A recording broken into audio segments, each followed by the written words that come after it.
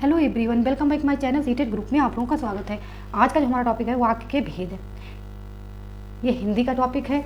ये आपका चाहे आप सीटेड हो या टेट हो या रीट हो, कोई भी टेट हो या शिक्षक भर्ती कोई भी, चाहे सुपर टेट हो, सब में आप लोगों को इस टॉपिक से क्वेश्चन देखने को जरूर मिलेंगे।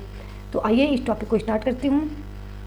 तो सबसे पहला क्वेश्चन यही बनता है कि ये वाक्य के कितने भेद होते हैं। वाक्य के और यदि अर्थ की दृष्टि से पूछे तो 8 प्रकार के भेद होते हैं। यदि रचना के आधार पर पूछे तो 3 प्रकार के होते हैं। तो इस वीडियो में मैं आप लोगों को अर्थ की दृष्टि से वाक्य बताऊंगी। इसकी नेक्स्ट वाली वीडियो में रचना के आधार पर भी बताऊंगी कि वाक्य कितने प्रकार के होते हैं।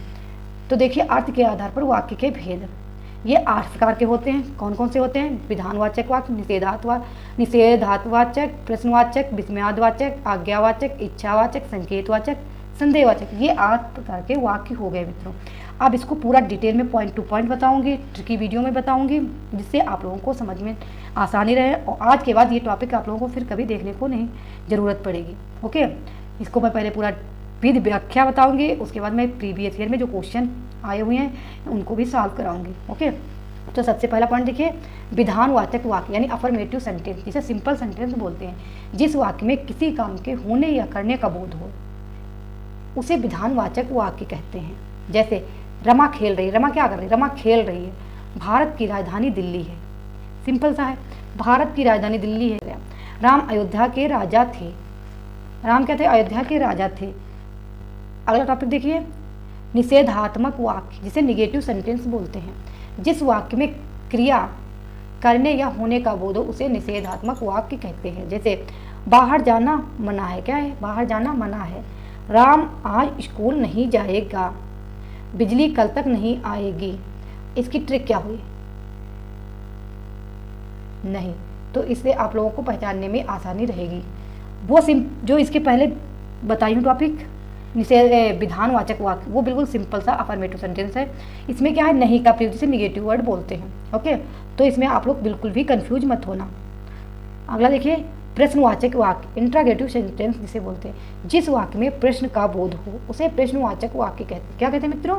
प्रश्नवाचक। जैसे तुम क्या कर रहे हो, तुम कहाँ रहते हो, तुम कौन से स्कूल में पढ़ते हो। तो इसकी जो ट्रिक है, जब आप ट्रिक के साथ पढ़ेंगे तो आप लोगों को कभी भी भूलेंगे नहीं। आप लोगों को पहचानने में भी आसानी रहेगी कि ये किस वाक्य का उदाहरण है। ओके, इसका ट्रिक क्या हुई?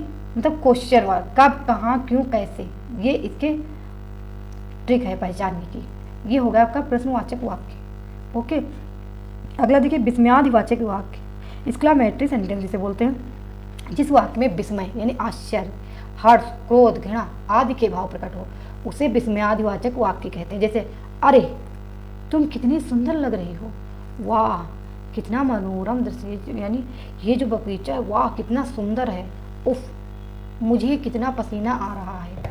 इसकी ट्रिक क्या हुई? जो विस्मयादिवाचक वाक्य की ट्रिक हुई, अरे वाह, ये सब इसकी ट्रिक हुई। तो इसमें भी आप लोगों को कोई परेशानी नहीं होगी समझने में। ओके, अगला देखिए, आज्ञावाचक वाक्य यानी इंपरेटिव सेंटेंस जिसे बोलते हैं। जिस वाक्य में आज्ञा, उपदेश, आदेश, अनुमति या प्रार्थना आदि के भाव प्रकट हो उसे आज्ञावाचक वाक्य कहते हैं। जैसे तुम बाहर जाओ, ये आज्ञा दी गई यानी आज्ञा का भाव है। कृपया शोर ना मचाओ, एक गिलास दूध लाओ यानी रिक्वेस्ट की है, प्लीज मुझे एक गिलास दूध दो। ये क्या हो गया? आज्ञावाचक वाक्य हो गए। ओके मित्रों, यदि आप लोगों को अच्छी मेरी वीडियो लग रही है और समझ में भी आ रही है पेपर की दृष्टि से, मैं वही आप लोगों को बताऊंगी जो सीटेट या टेट या रीट में पूछा जा रहा है। इसके अलावा एक्स्ट्रा कहीं से भी नहीं बताऊंगी। अगला है इच्छावाचक वाक्य यानी इच्छा प्रकट की जा रही, जिसमें ऑप्टेटिव सेंटेंस, जिस वाक्य में इच्छा, शुभकामना, आशीर्वाद, आशा आदि के भाव प्रकट हों उसे इच्छावाचक वाक्य कहते हैं। जैसे मुझे आज बाहर जाने का मन हो रहा है, यानी इच्छा प्रकट की जा रही कि मुझे आज बाहर जाना है, मुझे टिक्की खाना है, मुझे बगीचे में घूमना है। ये सब क्या इच्छाएं प्रकट की जाए। भगवान तुम्हें दीर्घायु करे, आशीर्वाद दिया जा रहा है। नव वर्ष मंगलमय हो, शुभकामना देना, ईश्वर करे सब कुशल हो, यानी आशीर्वाद दिया जा रहा है या आशा की जा रही है। ये सब क्या? ये इच्छाएं हैं।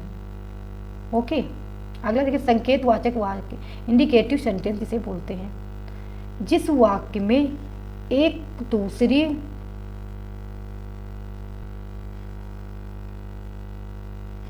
क्रिया पर निर्भर होने का संकेत, उसे संकेतवाचक वाक्य कहते हैं। जैसे यदि बारिश होती तो पानी की कमी ना, यानी बारिश पे डिपेंड है कि यदि बारिश होती तो पानी की कमी नहीं होती और बारिश नहीं होगी तो पानी की कमी हो जाएगी।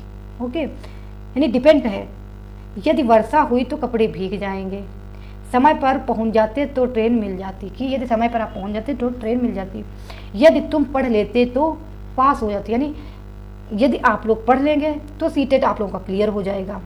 कहने का यही भाव है, यानी संकेत दिया जा रहा है कि यदि तुम पढ़ लेते तो सीटेट आप लोगों का पास हो जाता, यानी संकेत दिया जा रहा है। अगला है संदेहवाचक वाक्य, यानी संदेह प्रकट करना।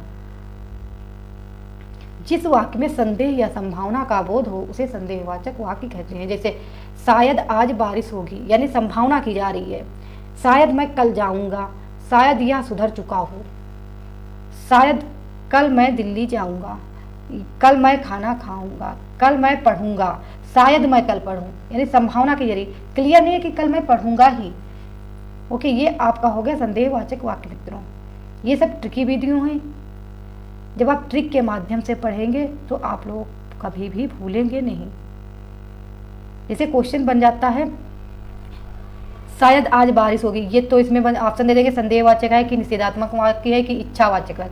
यदि आप लोगों को पता है कि इसमें संदेह प्रकट किया जा रहा है तो संदेहवाचक, तो आप लोगों को इसका आंसर निकालने में कोई परेशानी नहीं होगी। अब देखिए ये 8 प्रकार के वाक्य हो गए। एक बार और रिवाइज कर लीजिए कौन कौन से 8 प्रकार के वाक्य हैं।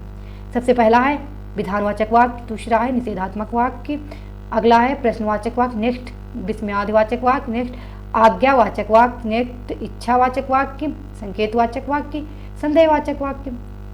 ये 8 प्रकार के वाक्य। अब देखिए किस प्रकार से प्रीवियस ईयर में क्वेश्चन पूछे गए हैं। तो पहला क्वेश्चन है तुम्हें कौन सा खेलों में भाग लेना है। डैश भावार्थ की दृष्टि से देखें तो उपर्युक्त वाक्य है निषेधार्थक वाक्य, विस्मयार्थक वाक्य, प्रश्नवाचक वाक्य, विधानार्थक वाक्य। अब देखिए आप लोग इसको ऐसे भी कट कर सकते हैं, जैसे विधानार्थक सिंपल था तो इसमें है नहीं तो ये भी कट हो गया। प्रश्नवाचक वाक्य, प्रश्नवाचक भी नहीं है। विस्मयार्थक उफ वाह अरे ये भी नहीं है, तो बचा का एक निषेधार्थक वाक्य, यानी ये इसका राइट आंसर है। ऐसे भी आप लोग इसका आंसर निकाल सकते हो। ओके, अगला है आपका जीवन सुखमय हो, यानी आशा की जा रही है या आशीर्वाद दिया जा रहा है। अर्थ के आधार पर यह किस प्रकार का वाक्य है। विधानवाचक वाक्य, इच्छावाचक वाक्य, संकेतवाचक, आज्ञावाचक। अब देखिए आज्ञा, इसमें कोई आज्ञा नहीं दी जा रही, संकेत भी नहीं है, सिंपल सा नहीं है, तो बचा क्या इच्छा, यानी आशा की जा रही है कि आपका जीवन सुखमय हो या आशीर्वाद दिया जा रहा है। तो इस क्वेश्चन का जो राइट आंसर है मित्रों बी, इसका राइट आंसर है। ओके,